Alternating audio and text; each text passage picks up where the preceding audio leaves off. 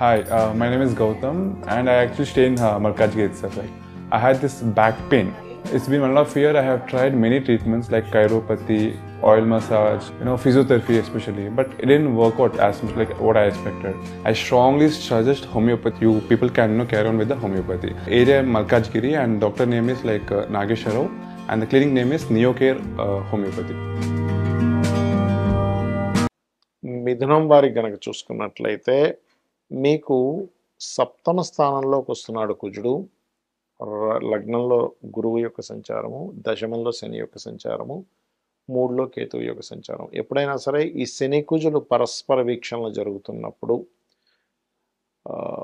మనకి దేశకాల పరిస్థితుల్లో కొన్ని మార్పులు వస్తే పర్సనల్ చార్ట్లో అంటే మీ మిథునం వారికి అసలు ఏం జరగనుంది, ఎటువంటి విషయాల పట్ల మీరు జాగ్రత్త వహించాలి, ఏ దేవత ఆరాధన చేసుకోవాలి అనేటువంటి అంశాలు చెప్తుంది. నేనైనప్పటికీ కూడా చెప్పిస్తుంది సాక్షాత్ లలిత అమ్మవారిగా భావిస్తూ, ఫస్ట్ ఆఫ్ ఆల్ ఏంటంటే ఇక్కడ ఈ రాశి వారికి ముఖ్యంగా గుర్తుపెట్టుకోండి, మిథునం వారికి సప్తమంలో కుజుడు అంటే వివాహ స్థానము, సామాజిక స్థానంలో ఉన్నాడు కుజుడు. దశమంలో శని అంటే వృత్తి స్థానంలో శని ఉన్నాడు. లగ్నంలోకి వచ్చి ఆ గురువు కూర్చున్నాడు. అంటే ఏమిటి? సామాజిక, వివాహ సంబంధించిన, కర్మ సంబంధించిన, ఉద్యోగ సంబంధించినటువంటి విషయాలలో కొంచెం ఎక్కువ స్ట్రెస్ ఉంటుంది. దీని నుంచి మరి ఎలా తప్పించుకోవాలి ఏంటంటే, మీరు ఎట్టి పరిస్థితుల్లో కూడా ఒక పార్ట్నర్షిప్గా ఒకరిని తీసుకుంటున్నారు, లేకపోతే ఒక వ్యక్తికి సంథింగ్ అంటే ఒక వివాహం చేసుకోవాలనేటువంటి ఒక ప్రపోజల్ పెట్టబోతున్నారు. అటువంటి విషయాల పట్ల చాలా చాలా చాలా కేర్గా ఉండాలి, గుర్తుపెట్టుకోండి.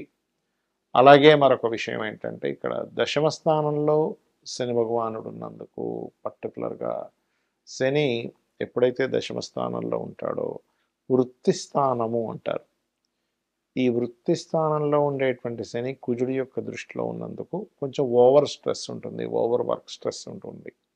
ఒక్కొక్కసారి ఏమవుతుంటుంది అంటే, ఓవర్ వర్క్ స్ట్రెస్ ఉన్నప్పుడు మనం ఫెడప్ అయిపోయి నాకు ఈ జాబ్ వద్దు, నేను ఇక్కడి నుంచి మారిపోతాను, నాకు ఇది అవసరం లేదు అని చెప్పి దూరంగా వెళ్తూ ఉంటారు.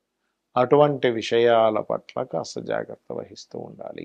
అదేవిధంగా మరొక విషయం ఏంటంటే, ఇక్కడ ఈ యొక్క కుజుడు శని ఎప్పుడైతే ఈ రకంగా సంబంధాలు కలిగి ఉన్నారో ఇక్కడ ఇచ్చేటువంటి రిజల్ట్ ఏంటి పర్టికులర్గా అని చెప్పి చూసుకున్నట్లయితే, ఈ కుజశనుల యొక్క ప్రభావం ఏదైతే ఉందో, ఈ శని కుజులు అష్టమ లాభస్థానం, మన సప్తమ దశమ స్థానాల్లో, ఇది మీ యొక్క పార్ట్నర్ ఏదైనా ప్రాపర్టీ అంటే మీరు స్త్రీ కావచ్చు, పురుషుడు కావచ్చు, వాళ్ళ పేరు మీద ఏదైనా ప్రాపర్టీ కానీ, మిషనరీస్ కానీ, ఏదైనా సంస్థ కానీ పెట్టేటప్పుడు కూడా కొంత జాగ్రత్తగా ఉండండి. ఎలా ఉంటుందంటే, వాళ్ళు తీసుకునేటువంటి నిర్ణయాల వల్ల వాటి ప్రెజర్ కూడా మీ మీద పడుతూ ఉంటుంది. ఇక మూడులో కేతు ఉండడం మంచిదే, కాకపోతే ఏదైనా అగ్రిమెంట్స్ చేసుకునేటప్పుడు ఎవరితో ఏదైనా మంచి మాట్లాడేటప్పుడు కొంచెం జాగ్రత్తగా ఉండండి. సర్వసాధారణంగా మిథునం అంటేనే కమ్యూనికేషన్ హౌస్, బాగా తెలివితేటలు ఉంటాయి, అద్భుతమైనటువంటి కార్యాచరణ చేయగలుగుతారు. కానీ ఈ ప్రెజర్స్ మీ మీద పడకుండా ఉండాలంటే మీరు శ్రీమాత్రే నమః అనే మంత్రం చేయండి. మరియు ఉద్యోగ సంబంధించిన విషయంలో ఇబ్బంది ఉందనుకునేటువంటి ఓం మాణిక్య మకుటాకార జానుద్వై విరాజితాయ నమః చేసుకోండి, అన్ని విధాలు బాగుంటుంది. కుజుడు మారుతున్నందుకు దేశకాల పరిస్థితుల్లో ఎటువంటి ప్రభావం చూపిస్తుంది అని చెప్పి చూసుకున్నట్లయితే, భారీ వర్షాలు, అసలు ఊహించనంత పెద్ద మొత్తంలో వర్షాలు పడడం, సముద్ర తీర ప్రాంతాల్లో ఉండేటువంటి వారు చాలా అప్రమత్తంగా ఉండాలి, గుర్తుపెట్టుకోండి. కుజుడు ధనస్సులోకి వచ్చాడు అంటే అగ్నితత్వ రాశుల్లోకి వచ్చి, అక్కడ మీనరాశిలో శని జలతత్వ రాశుల్లో ఉన్నందుకు వాయువుతో కూడినటువంటి వర్షాలు, కొంచెం ఫ్లైట్స్ ప్రయాణాలు చేసేటప్పుడు లేదా కొన్ని సరిహద్దుల దగ్గర చూడండి, ఒక్కోసారి దొంగదెబ్బ కొడుతూ ఉంటారు. కుజుడు పోలీసులకి లేకపోతే మిలిటరీ వాళ్ళకి, ఆర్మీ రిలేటెడ్ సంబంధించిన వాటికి కారకుడు కాబట్టి ఈ యొక్క విషయంలో కాస్త జాగ్రత్తగా ఉండాలి, గుర్తుపెట్టుకోండి. అలాగే మరొక విషయం ఏంటంటే, ఇక్కడ గమనించినట్లయితే ఈ యొక్క రాశి వారికి ప్రధానంగా మీరు అంటే ఈ ఫలానా ఒక్క రాశి అని కాదు, అన్ని రాశుల వారికి కూడా నేను చెప్పేది ఒకటే, మీకు రాశి తెలియదు, నక్షత్రం తెలియదు, ఏమీ తెలియదు, అలాంటి వారు మీరు చేసుకోవాల్సింది ఏంటంటే, సింపుల్గా కొన్ని జాగ్రత్తలు తీసుకోండి. ఒకటి, ఫ్లైట్స్ మీద వెళ్ళేటువంటి వారు లేదా ఫ్లైట్స్ నడిపేటువంటి వారు, ఫ్లైట్ను ఆర్గనైజ్ చేసేటువంటి వారు, ఈ సంస్థలు చాలా జాగ్రత్తగా ఉండాలి. ఎక్కువగా గాలి, వర్షము ఉండేటువంటి ప్రదేశాల్లో కొంత జాగ్రత్తగా ఉండాలి. మరియు అదేవిధంగా ఈ అంటువ్యాధులు అంటూ ఉంటారు, వైరస్లు అంటూ ఉంటారు, లేకపోతే రకరకాల ఇవి వస్తూ ఉంటాయి. అంటే నీరుకి గాలికి సంబంధించినటువంటి కొన్ని అంటువ్యాధులు వచ్చేటువంటి ఛాన్సెస్ ఉంటుంది కుజుడు ఎప్పుడైనా ఈ రకంగా ఉన్నప్పుడు.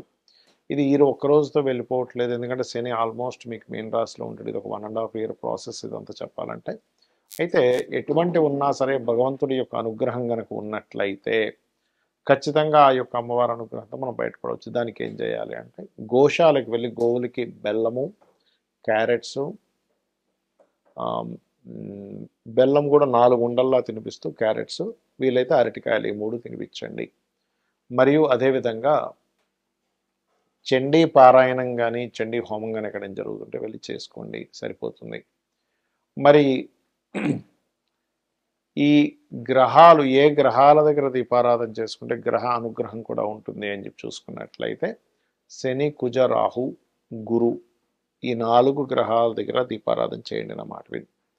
మరియు ఈ గ్రహాల యొక్క ఇది ఇలా ఉంది అంటే దీని ప్రభావం ఇలా ఉంది కదా, దీని నుంచి మనం ఇప్పుడు ఫ్లైట్ ఎక్కుదాం అనుకుంటున్నాము, ఫ్లైట్స్ వెళ్ళేటి విషయాల్లో కూడా కొంచెం జాగ్రత్తగా ఉండాలి మనం చెప్పుకుంటూ ఉన్నాం చాలా రోజుల నుంచి కూడా.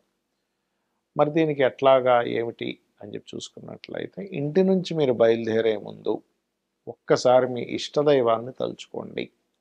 అదేవిధంగా 12 రాసుల వారికి 12 రకాలుగా కూడా చేసుకోవచ్చు. అలాంటి మేషం వారు ఉన్నారు, గణపతిని, సూర్యుడిని లేదా నారాయణుని తలుచుకోవచ్చు. వృషభం వారు ఉన్నారు, ఓం నమో నారాయణాయ అనుకుని బయలుదేరండి. మిథునం వారు ఉన్నారు, శ్రీమాత్రే నమః, అమ్మ నువ్వు నన్ను రక్షిస్తావనే భావనతో బయలుదేరండి.